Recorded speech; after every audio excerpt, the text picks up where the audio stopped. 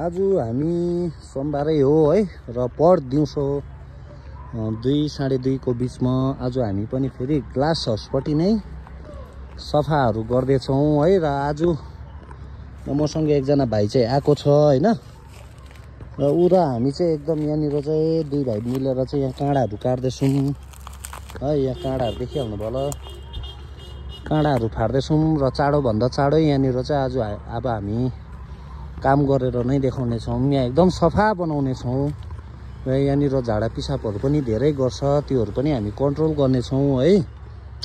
अन्त यहाँनिर प्लस आज म यो भिडियो चाहिँ किन गरिरहेको छु भन्दाखेरि चाहिँ यहाँ हाम्रो ग्रुपमा एकजना बडा र बडी पनि हुनुहुन्थ्यो है। बडा र बडीले आज मलाई चाहिँ याद आयो नि त हो, आज यहाँ चाहिँ हामी ग्लास हाउसमा काम गर्दै गर्दा चाहिँ मलाई याद आयो।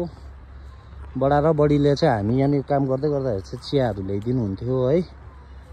उनीहरू चाहिँ ल्यान्डस्लाइडले गर्दाखेरि चाहिँ मृत्यु भयो हिजोअस्ति है। अन्त आज चाहिँ मलाई यहाँनिर काम गर्दै गर्दाखेरि बडीले कित्लीमा चिया ल्याइदिनु हुन्थ्यो। साह्रो याद आएर चाहिँ आज तपाईँहरूको यहाँ पर चाहिँ मेरो दोकान पर है।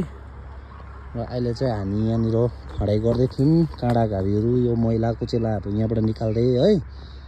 अन्त बडी र बडाले चाहिँ चिया बोकेर आउनुहुन्थ्यो कित्लीमा, हामीलाई तिर्खा लागि हेर्नु दिनुहुन्थ्यो है। र मैले चाहिँ आज त्यो सम्झनाएर चाहिँ म सानो एउटा आज यहाँ भिडियो गरिरहेको छु। र हाम्रो मिरिक सेरोफेरो दालाई पनि भिडियो हाम्रो जहिले पनि हालिदिइरहनुहुन्छ अपडेटहरू है।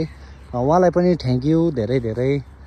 र हामी यहाँ दुई बसतिर पनि अहिले हामी मोटामोटी यहाँ 1 घन्टा जस्तो भइसक्यो। यहाँको जरा जुरीहरू चाहिँ भित्रभित्रबाट डल्लै काट्दिएको छौँ र 1-2 दिनमा सुक्ने छ है। र हामी यहाँनिर बिस्तारी बिस्तारी यहाँनिर हामी यहाँ सानो हडेजहरू बस्नेहरू पनि बनाउने छौँ है। र आज चाहिँ बडा र बडीको चाहिँ याद आएर चाहिँ म चाहिँ आज यो सानो भिडियो तपाईँहरूलाई मैले पोस्ट गरिरहेको छु है।